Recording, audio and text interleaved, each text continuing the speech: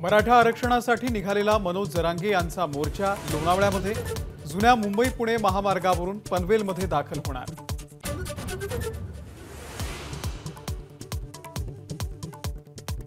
जागा वाटपासंदर्भामध्ये महाविकास आघाडीची आज मुंबईमध्ये बैठक। ठाकरे गटाकडून संजय राऊत आणि विनायक राऊत उपस्थित राहणार। राजू शेट्टी यांना बैठकीचं निमंत्रण नसल्याची माहिती। राष्ट्रवादी आमदार पात्रता प्रकरणामध्ये अजित पवार गटाच्या साक्षीला सुरुवात होण्याची शक्यता। प्रदेशाध्यक्ष सुनील तटकरे आणि प्रतोद अनिल पाटील यांची साक्ष नोंदवणार।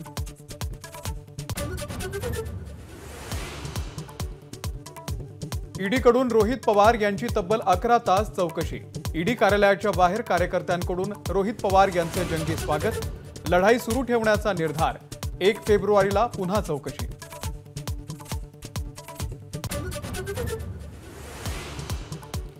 ठाकरे गटाच्या किशोरी पेडणेकर यांची आज पुन्हा एकदा ईडी चौकशी।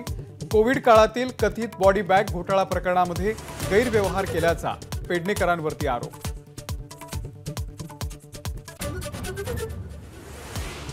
नाशिकमध्ये एटीएसची मोठी कारवाई। बंदी असलेल्या दहशतवादी संघटनांना फंडिंग केल्या प्रकरणामध्ये हुजेफ अब्दुल अजीज शेख या नावाच्या व्यक्तीला अटक।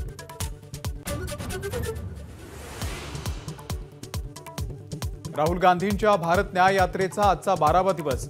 आज ममता बॅनर्जी यांच्या पश्चिम बंगालमध्ये यात्रा पोहोचणार।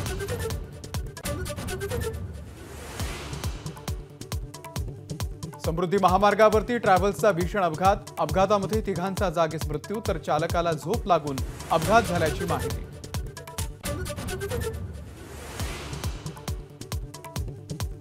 ज्ञानव्यापी प्रकरणामध्ये पुरातत्व विभागाचा अहवाल आज समोर येण्याची शक्यता। प्रत मिळवण्यासाठी दोन्ही पक्ष कोर्टामध्ये अर्ज करणार।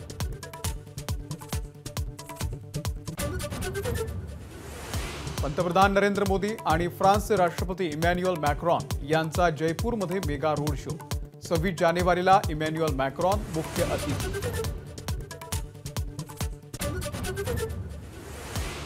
उत्तर भारतामध्ये थंडी आणि धुक्याचा प्रकोप। दिल्ली आणि एनसीआर मध्ये आजही येलो अलर्ट जारी।